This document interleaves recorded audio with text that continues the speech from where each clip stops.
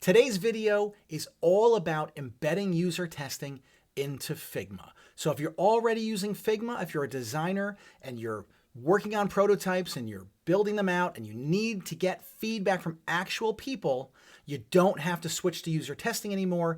You can do that directly inside of Figma, both launching the test and getting the results. It's all there. You don't have to leave your workflow. You're going to go fast and get actionable feedback from real human people. Let me show you.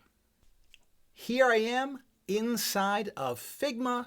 You can see all the Figma tool sets on the top and bottom sides.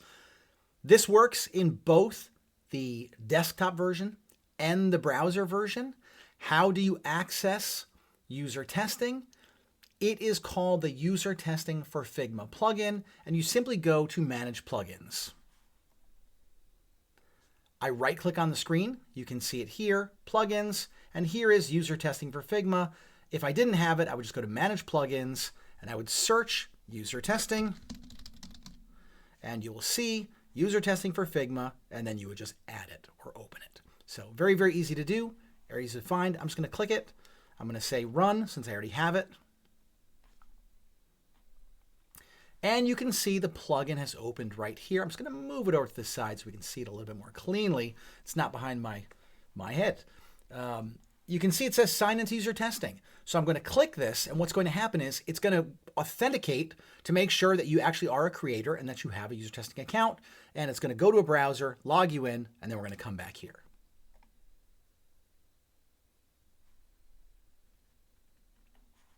You can see now I'm back in Figma, and the actual plugin has opened, and we can see a couple of things on the screen. The first thing we can see is the drop-down list at the top right here. This is to make sure that if our account has multiple workspaces, that we are actually going to be launching our test in the correct workspace. So you can open this, change that to whatever you want to make sure that you are in the right workspace. Now I'm just going to leave it as general, which will probably be what many of you do.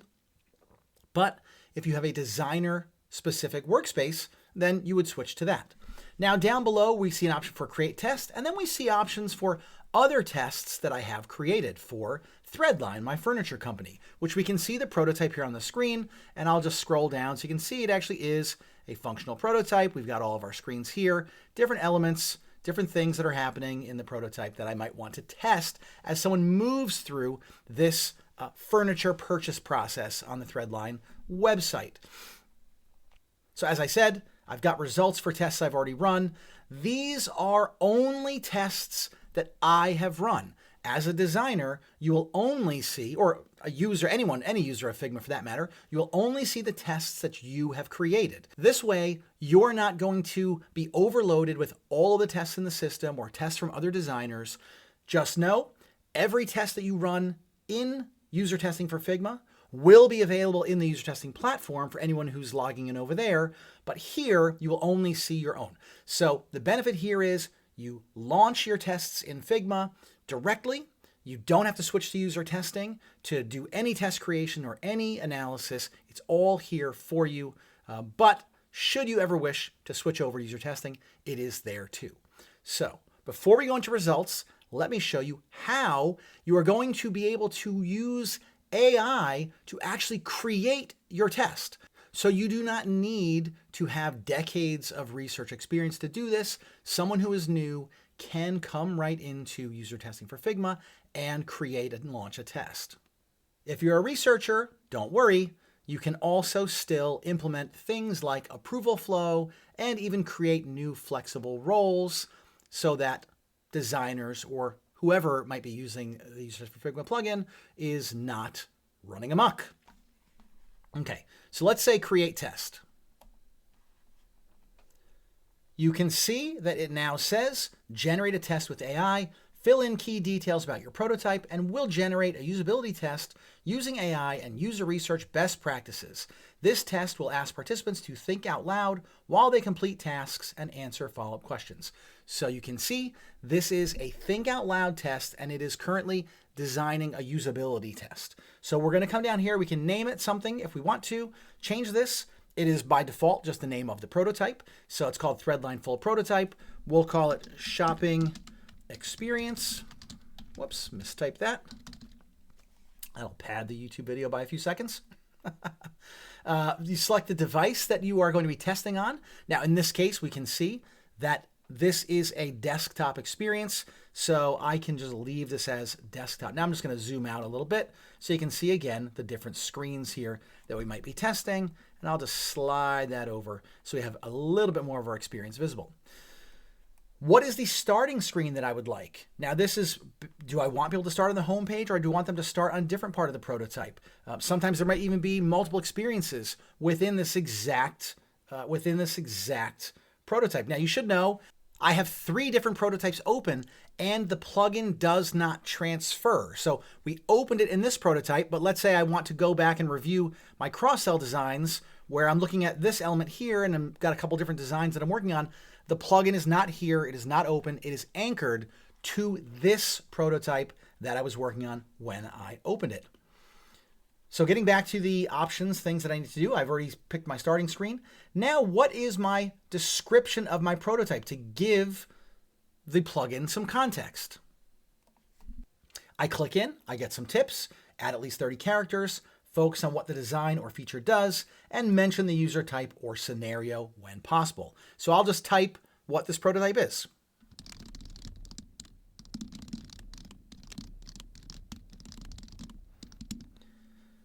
This is a furniture store shopping experience with full product details and a checkout flow. So I'm just giving it a framework, telling it what it is. We can be a lot more detailed. We've got 158 characters to go. Now we're going to scroll down and we're going to say, what is the task goal? What is it that we want to test if people can do in this prototype? So let me go ahead and put something in. You'll notice when I click it, the same tips come up to make sure that, again, even a novice has some guidance on what to do.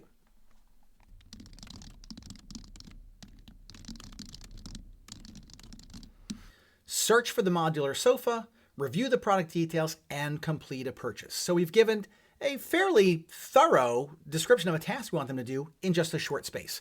The only thing left to do now is say generate test. So we'll click that button.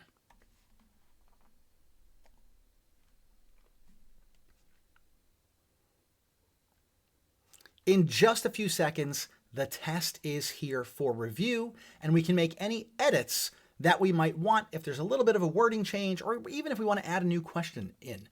We can do that here inside of the user testing for Figma plugin. So right at the top, we've got some instructions. Review your test and launch. Define a success path in your Figma task. We're going to come to that.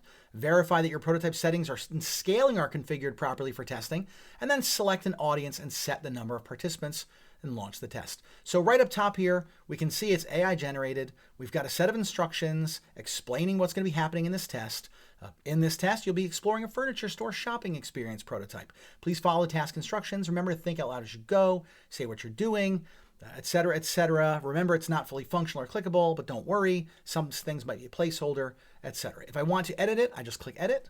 I type whatever changes I want, and then I just click off, and it will automatically take the changes. Now we come down here to the Figma task. Up above, you recall, it said we're going to define a success path. That's what we're going to do here. So first, we're going to select the prototype scaling, fit width, actual size, fit width and height, or fit the screen. It is very important as a designer when we get feedback from people that we are getting feedback with the page or the prototype rendered properly. So setting the scaling allows you to ensure that it is rendered with the exact proportions or scrolling that you actually intended. So we can select that. I'm going to leave it as fit width. Now we define our success path. These are the pages that we expect people to go through in this experience. So you can see this was the start page that was already selected, so that's there, and that is our home page. Now we're going to come down and say, okay, from there I want them to go to the living room, and then to go to the modular sofa product details page, and then from there, maybe look at one extra set of criteria or product details, add it to the cart, and then click checkout, and then eventually make the payment. So I've got a fairly detailed flow here of what I expect people to do. If I want to clear the path, I can always clear it, or I can just say done, and now that is set. I've got rating scale, verbal questions, another rating scale, more verbal. I can add more questions here, more rating scales and verbal questions, Just to be very clear, all of the question types that are available inside of UserTesting, the platform, are not available here. That is a deliberate choice to maximize ease of use for designers and to put in exactly the question types that they would need in order to run a successful test. If there were 20 question types or task types, it's just going to invite questions about what does this do, what does that do, should I be using this, should I use that, and it reduces confidence in someone's ability to get fast feedback. And UserTesting doesn't want to do that, so that's why you have those choices. And then you scroll down here, and you will now see the audience selection. This is another area where maximizing ease of use is the priority. So you will see here, you can reuse an audience or you can add a new audience that is slightly different. So I'm going to skip reuse an audience. I'm going to go to add a new audience and show you what that is first before we reuse something. So when I say add a new audience, you have two choices. You can recruit your own participants, like this is using the invite network, or recruit your own. This is where you get a link to the study that you will distribute on your own to individuals. That might be people in your company, people that you know, people on a mailing list. You might post the link on some other third-party place just to get your participants. Or you can select the user testing networks. This is going to send your test to everyone in user testing's participant network. It's not going to be restricted at all. So why would we do this? Again, for designers, sometimes the test is merely understanding if things like contrast, button design, frameworks like a wireframe, does this resonate? Do people understand what this is supposed to be? And so you don't need specific people like an interior designer or a financial professional. You don't need that. So this allows you to get the fastest feedback from anyone to make sure that your designs are hitting the mark before we get to the actual participants who would use them. So that's why this is here. You can recruit your own, or as I said, you can reuse an audience. So when I click select an audience, we're going to see audiences that have been used in the past in the user testing platform. So someone who is creating tests in the platform can define audiences there, and then they will appear here for the users of user testing for Figma plugin. When I open it up, I can now see audiences that I've used, and you'll recognize some of these from the list of tests that have been completed. USA furniture shoppers, one that was just to anybody in the networks. I've got Germany furniture shoppers. Again, I can recruit people all over the world, and a couple of other options, global furniture shoppers as well. So I'm just going to pick USA furniture shoppers. Now you can see it shows me the definition of the audience. I can see the screener questions. I'm just going to scroll on down now to the number of participants that I need. I'm going to leave it as 10, and I can click Launch Test. If there was something specific I realized I absolutely must have in this study that it didn't let me do, like, again, a different question type that I already knew, I can open this in user testing, and it will allow me to edit that test in user testing. Once the results start coming in, they will be listed here on the test list. Let's just click into one that I've already done and show some of the results. Let's pick this Threadline shopping experience for Germany. At the very top, we can see I have an AI-generated summary of the test and what happened in it. This is really great for, again, people who are not really experienced at doing research or asking customer questions. This is going to summarize what's going on here. So we can see all 14 participants successfully completed the task of finding the modular sofa, checking dimensions in this case, and completing the purchase, demonstrating strong overall usability. Participants rated their confidence highly with a mean of 4.6 out of 5 and found the task easy with a mean rating of 4.5 out of 5. So we're getting both descriptive explanations of what happened as well as metric summarizations of the different rating scales and ways that they perceive the test as well. Down below, we have our Figma results. Now, you can see here, this is great. Indirect success, 100% but overall task success, 100%. So this is great. No one was not successful. So we're actually doing something right with our prototype here. Now, what does indirect success mean versus direct success? You recall when I clicked through and defined my success path, I made a very specific set of screens, but I didn't choose every element in the dimensions or the product details. There was a lot of care instructions, all kinds of things and tabs I could have chosen. Because the individuals, these 15 people, did not go exactly the way that I had defined it, they made it to the final page, the checkout, but none of them did it exactly the way that I had specified. So they were all successful, but they were indirectly successful. If anyone didn't make it to that final page, they would have been listed as non-success. As I scroll down, we can see more critical metrics for designers to see if things are working.